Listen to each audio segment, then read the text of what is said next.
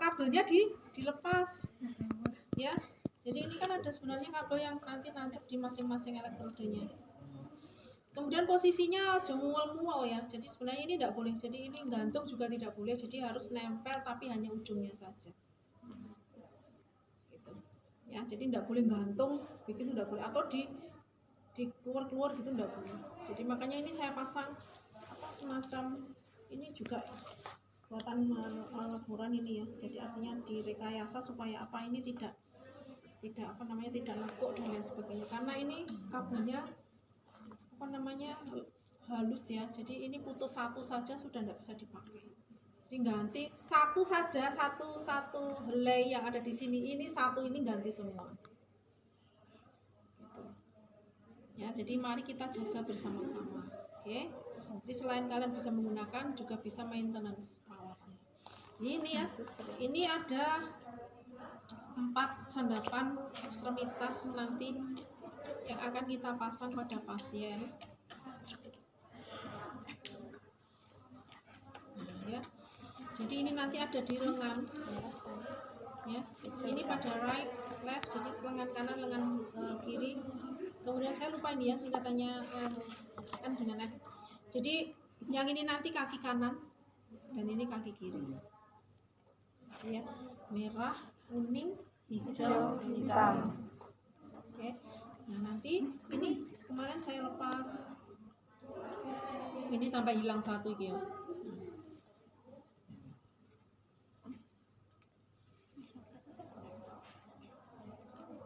Enggak, tolong saya dulu. Ini diambil ini ya.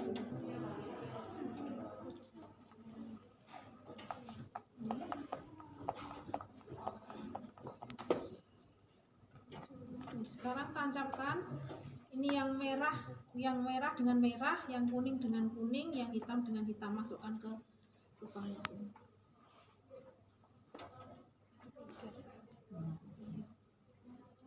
Ini boleh.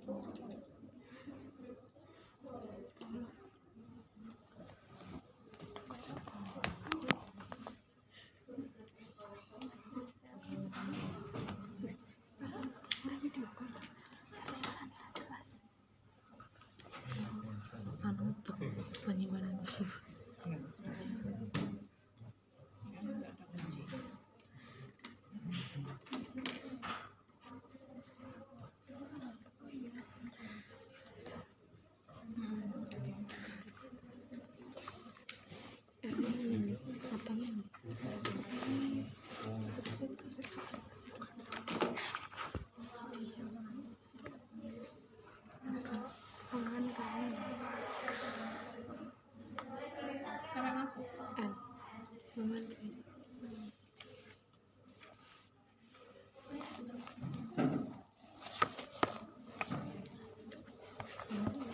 Terus kalau dikunci. Oke. Baik, kalau sudah silakan dipasang. Nah, kemudian pastikan juga ya, nanti ketika selesai, kemarin juga saya minta mahasiswa, jadi ini dibersihkan. Ya, jangan sampai di sini masih melekat bekas jeli. Ya, silakan. Ini nempel pada jelinya. Yang melekat. Yang sudah? Iya. Oke, satunya.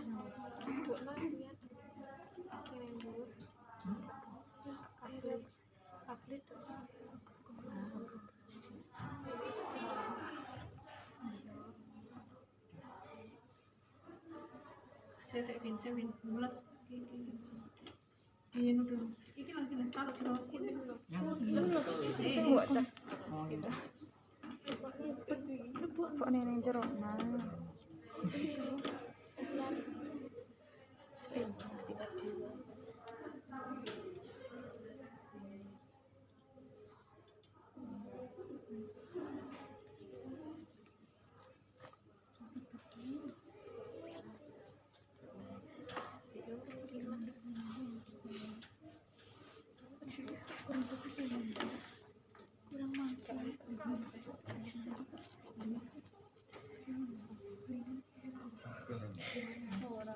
Kakinya.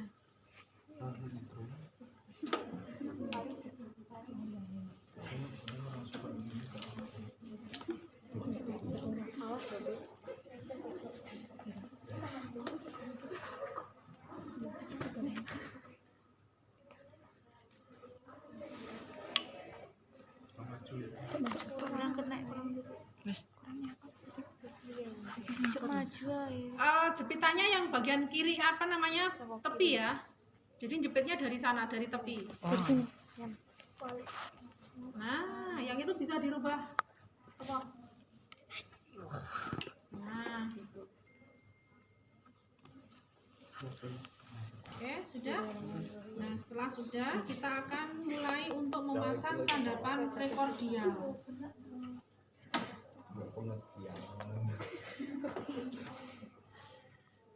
Kalau situ aja nanti tidak cukup.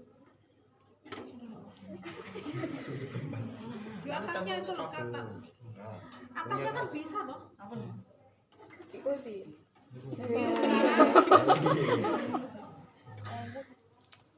Kita akan memasang sandapan prekordial. Sebelum ini nanti ditancapkan, maka kita akan cari titiknya dulu. Ayo, ada yang bantu. Mana tadi jelinya? Oke. Kita pasang V1. Posisinya apa V1? Ayo, ini biar dia Mahmud. Dipegang Mahmud ini. Jelinya kasihkan temennya. Lah, sambil meraba sambil kamu pegang ini nanti terus di tancap. Taruh kulitnya. ICS berapa? 4. ICS 4. Garis sternal. Parasternal kanan. Jadi maaf ya Vin ya. Maaf itu 2, 3. Oke. Nah, sekarang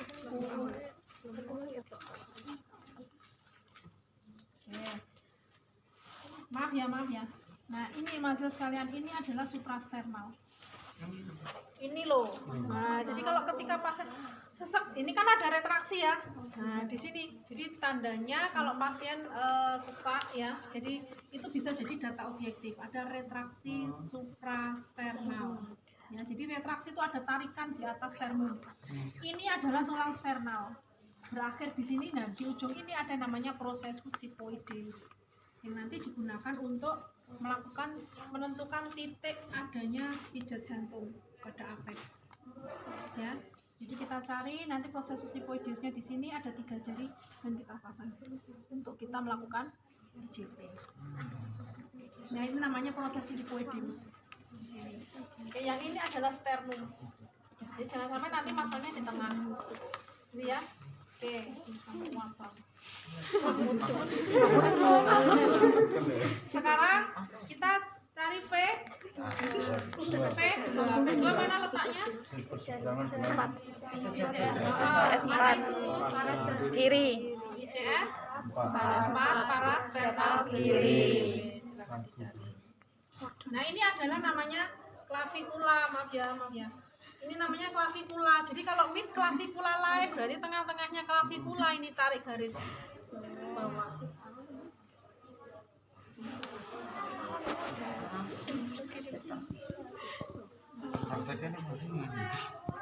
Anatomi bisa beda-beda ya. Jadi tolong nanti jangan diluruskan. Bisa jadi tadi agak ke atas. Jadi cari ICS-nya, jangan tepat pada tulangnya. Ngerti ya? Jadi bisa jadi kalau misalnya V1-nya di sini, V2-nya di sini tidak selalu lurus ya. Bisa jadi nanti atasnya tergantung kan anatominya berbeda-beda. Sik, nanti dulu. Ayo, terus selanjutnya kita cari V4 ya. V4 mana itu? ICS 5. Mid clavicular line sinistra. Mid clavicular line. Clavicular line-nya mana? Tengah-tengahnya. Ini sudah ujung tengah-tengahnya sini. Jadi ini di sini. Cari ICS di bawah nipple. Di bawahnya nipple persis. Maaf ya. Nah, di sini. Ya. Jadi ini kalau pada perempuan memang agak susah nanti ya, apalagi orangnya agak gemuk. Ya. Tapi tidak masalah. Kalau kita taruh lokasinya biasanya langsung ini kok, langsung kelihatan. Makanya saya cari contohnya yang lagi. Dan kita setelah V4, V3 mana V3? Di antara V2 dan V4. Cari tengah-tengahnya yang ICS. Oke, baik. Masih yang agak Terus setelah V3, V4, kemudian kita V5. V5 mana tempatnya? ICS 5 aksila anterior ya, aksila anterior, atau kita cari dulu tentukan V6 dulu. Mana V6?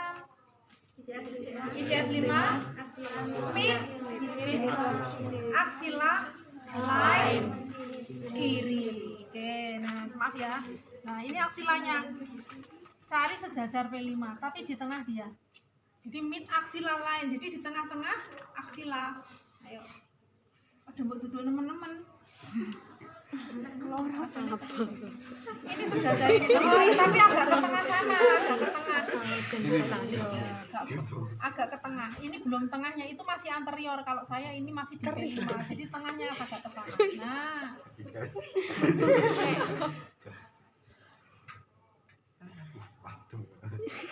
Terus baru kita V5. Ayo, V5.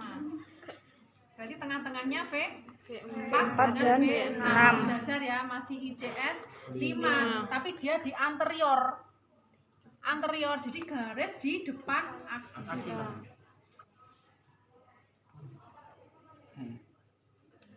Saya kira rasanya jadi pasien ya. Jadi bagaimana kita memperlakukan pasien kan akhirnya kita bisa ada empati ya. Wes, kalau sudah ditutup dulu. Ini tambah aja, tambahin. Yang masih kurang-kurang ditambah ada dulu. Di sini V3. Oke. Oke, guys. Ditutup. Sekarang kita masukkan. Kita jatuh cinta. Jadi caranya nanti ini ditekan. Ya. Ditekan kemudian ini V. Ini C1 ya. Ini C1 merah. Jadi caranya begini. Oke.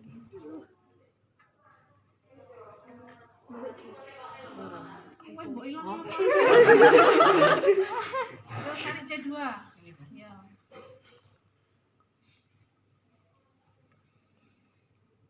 Tekan atasnya. Nah, makanya kadang-kadang kalau nggak dibersihkan, ini buntu akhirnya nggak bisa nancap. Terus V3.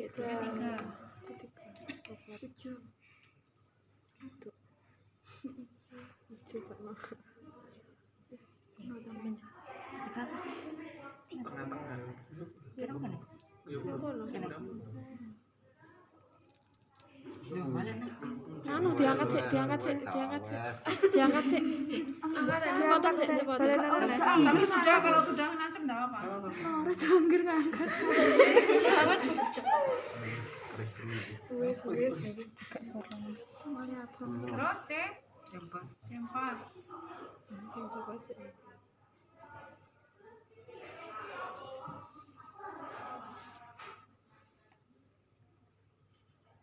Terus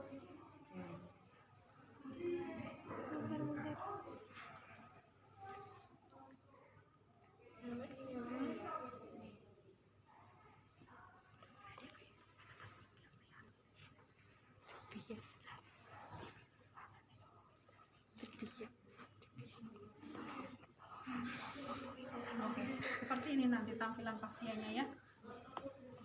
Yes, sudah ya. Jadi ini sandapan ekstremitasnya, ini sandapan prekordialnya, mulai dari V1, V2, 3, 4, 5, 6. Sudah? Sekarang kalau sudah, kita akan mulai operasional. Ini powernya ada di belakang ya, powernya ada di belakang. Coba. Nah, jadi kalau nanti pasiennya sudah siap, baru nanti kita on off kan powernya, baru kita hidupkan ya. Jadi dibiasakan ya, jadi kalau kalian mengoperasionalkan alat yang ada kaitannya dengan energi listrik. Oke, kalau sudah kita, nah karena ini sudah otomatis hanya ada 2 tombol. Kalau kalian nanti belajar silakan nanti baca di sini, banyak sekali ya ini maknanya ya. Jadi nanti silakan nanti dibaca petunjuknya. Nah jadi ini ada tombol untuk mencetak sekaligus nanti on off-nya di sini. Jadi stopnya nanti di sini.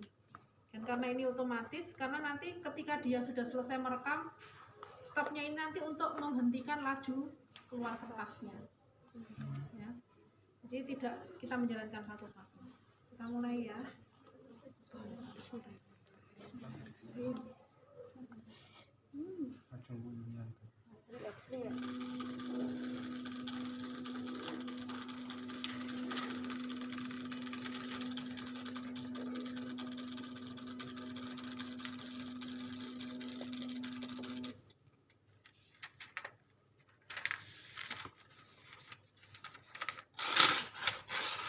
Nah, nanti hasilnya seperti ini. Dilihat dulu aja, dilihat dulu, boleh dilihat semuanya dulu. Ada yang mau ulang lagi? Silakan. Langsung ya. Jadi jangan lupa di apa-apa ya, Pak. Kita mulai ya, Pak. Bismillahirrahmanirrahim. Mohon tidak bergerak ya, Pak. Nanti tinggal tunggu aja sampai ininya. Iya. Baru nanti di stop. Stop kan ini. Nah. Nanti makanya saya tanya sudah sarapan, Mas. Yang sarapan, Pak. Nah ini ya saya mas ya. Jadi kemarin yang saya sampaikan ya. Jadi ini lebar-lebar ini bukan berarti dia. Kemarin ada yang sudah lah ya. Jadi AVL itu posisi gelombangnya terbalik. Jadi R-nya terbalik dia. Ya, R-nya terbalik. Jadi jangan salah nanti ya. Ini lead 1, lead 2, lead 3, lead 4, lead 5, 6, V1, 2, 3, 4, 5, 6. Nah sekarang kalian kan kemarin sudah belajar ya antara V1, V2 sampai V6 itu menandakan apa, aktivitas ventrikel dan lain sebagainya, sudah kan ya. Nah sekarang termasuk lokasinya kemarin kan ya, jika ada gangguan misalnya gelombang pada V1 sampai V4 berarti dia ada gangguan pada jantung bagian V1 sampai V4 berarti ada gangguan jantung bagian kiri kanan gitu. Jantung itu kan ada bagian anterior, depan, belakang, bukan kiri kanan, depan, belakang, kan gitu. Jadi anterior. Jadi kalau misalnya nanti ada gangguan pada V1 sampai dengan V4 berarti bisa dipastikan berarti ada gangguan entah itu apapun itu ya, entah iskemik, entah infak ya. Di situ di jantung bagian depan, anterior dan seterusnya. Kemarin sudah saya kasih resumenya, itu bisa nanti digunakan untuk. Nah ini ya maksud kalian, jadi ini untuk AVR dan AVL dia posisi gelombangnya terbalik. Untuk yang lainnya, nah kalau kalian ingin menghitung akan lebih mudah kalau menghitungnya itu dari lead 2.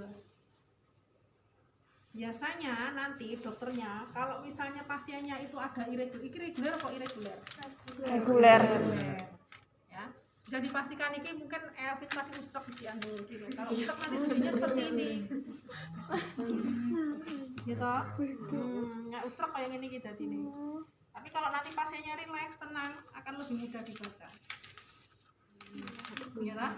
Nah, makanya kenapa ini esensinya kalian diminta untuk tenang. Nah, sekarang kalau kalian ingin melihat atau menghitung secara mudah atau kita mengenali adanya gangguan gelombang, biasanya nanti dokternya akan memberikan tambahan AFIS, misalnya Mbak rekam EKG basal plus lead 2 panjang. Jadi lead 2 panjang itu 12, biasanya 12 ini ya, 12 gelombang R ya. 12 gelombang R itu sama dengan 30 kotak besar, 120 kotak besar. Jadi 6 kali 2, 12 detik. 12 detikan ya. Dari situ nanti kita akan tahu kelainan gelombangnya ada di situ, terutama pada pasien yang iramanya irregular.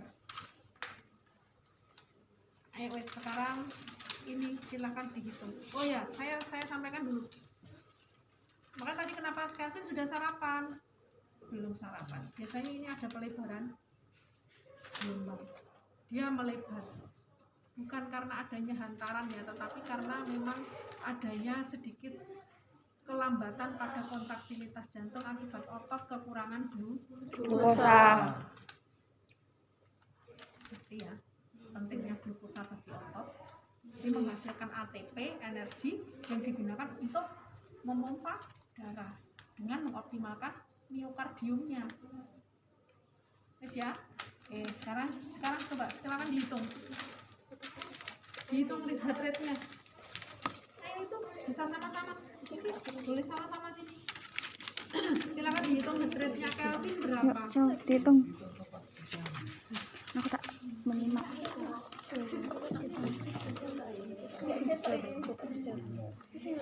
Oke. Pakai rumus apa? 1.500. Jumlah kotak kecil antara R dengan R.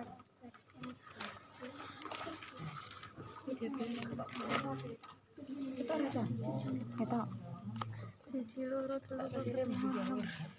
Lebih gampang cari yang lead 2. lead 2. Betul. Iya.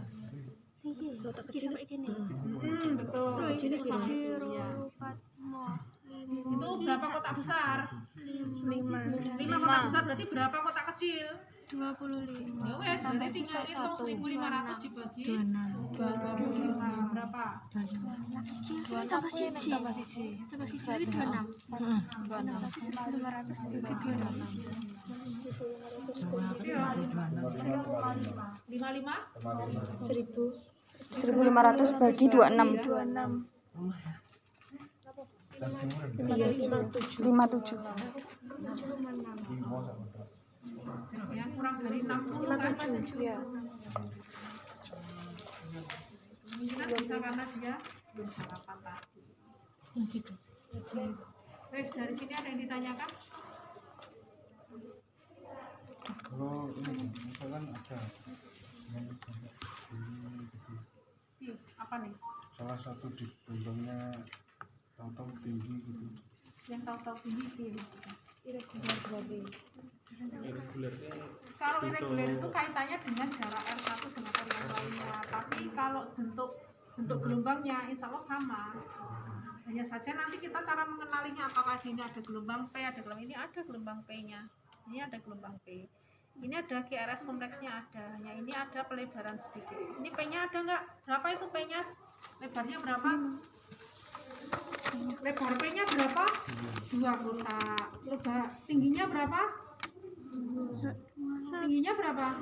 2 kotak kecil toh? Iya, Normal nggak itu? normal. Jadi karena di situ ada gelombang P, berarti iramanya itu irama sinus. Tapi lebih mengarah ke sinus bradikardi ya, karena dia kurang dari 60. Irama sinus. Pokoknya ada gelombang P, dan P itu harus diikuti gelombang QRS kompleks. Ya, ingat P itu syaratnya harus diikuti gelombang QRS kompleks. Kalau tidak diikuti QRS kompleks itu bukan gelombang P. Nah, gelombang apa pun nggak tahu. Jadi kadang malformasi ini namanya anomali itu yang sulit. Ngerti ya? Syaratnya itu disebut gelombang P, pokoknya harus belakangnya itu ada QRS kompleksnya. Kalau ada itu maka iramanya irama sinus, dan itu berasal dari atrium kanan. Itu bagus, artinya normal iramanya, hantarannya normal, irama sinus.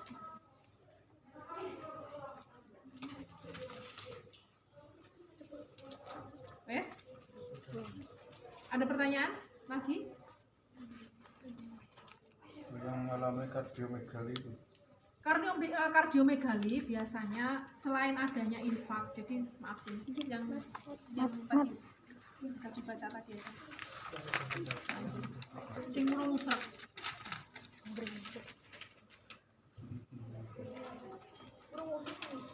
Nah ini ya.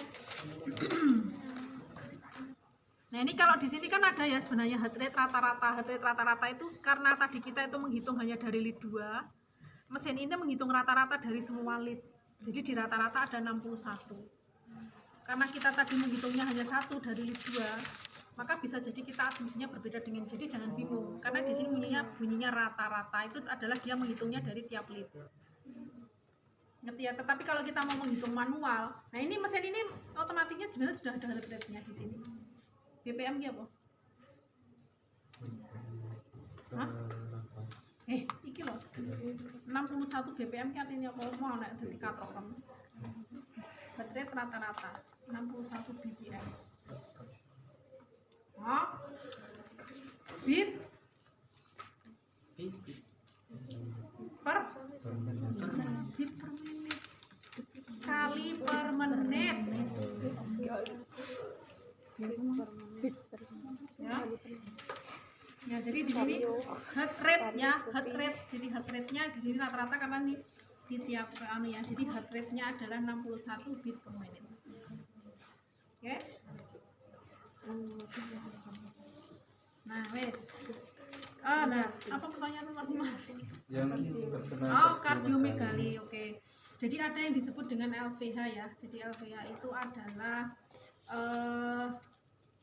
LVH left ventricle hypertrophy. Left ventricle hypertrophy.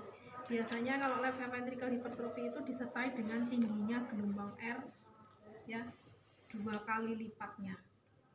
Ya, jadi gelombang R-nya itu sangat tinggi sekali. Jadi beat-nya itu tinggi. Jadi curam sekali. Sangat tinggi sekali. Itu biasanya awalnya di situ atau ada di sini. Ini loh. Saya ada pulpen sebentar. Jadi ini ada ST elevasi atau ST depresi di sini. Ininya agak lebar, ininya agak lebar. Nah, ini kan normal ya ini ya. Sedikit sih sebenarnya ada pelebaran karena tadi ya, karena dia hipoglikemi mungkin. Ya, jadi ini lebar, harusnya kan dia satu QRS kompleks itu tidak lebih dari 2 kotak kecil lebarnya. Tidak lebih dari 2 kotak kecil. Jadi kalau ini misalnya lebih dari 2 kotak kecil sebenarnya bukan apa-apa, bukan karena dia ada blok atau apa mungkin ya, tetapi karena tadi mungkin bisa karena gangguan elektrolit ya, gangguan cairan. Pasien dengan dehidrasi juga bisa mengalami pelebaran gelombang atau hipoglikemia ya, kadar gula darahnya menurun. Oke. Nah, ini. Jadi nanti gelombang apa di sini gangguannya Mas, tapi tidak serta-merta ya. Dan kardiomegali biasanya jarang sekali bisa terlihat dari EKG. Tapi dilihat dari pemeriksaan apa? Opo. Bagaimana kita bisa melihat pasien kardiomegali dengan pemeriksaan? Aduh, kita semari rek, ya apa iki? Apa? Oke, kita bisa mengetahui pasien kardiomegali.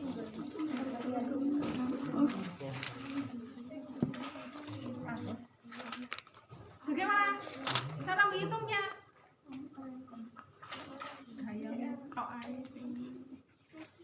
Apa? CRT kardio kok CRT? Kardio? CTR. Kardio?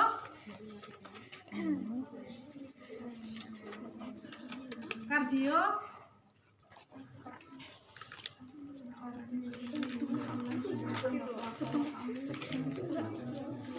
Kardio? CTR. Kita jawab sudah ya pertanyaan saya ya saat selama ini ya. Enggak sih? Ngapain aja. Nek merasa sakti ra masalah, ra nggawa catetan. Nek merasa punya kekurangan nggak bisa mengingat ya mending dicatat lah. Nggak usah kardio.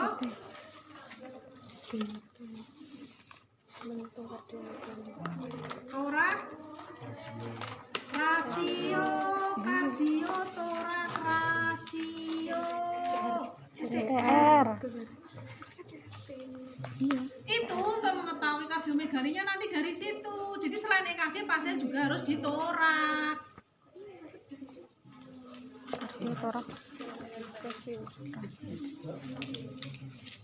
Wes ya. Wes, dari sini ada pertanyaan? Ada pertanyaan? Enggak ada? Baik. Oke, kalau sudah tidak ada, kita selesai ya untuk EKG. Dilo ya. Awas kawan-kawan sampai belum ini saya yang tanggung jawab masalahnya. Jelas sampai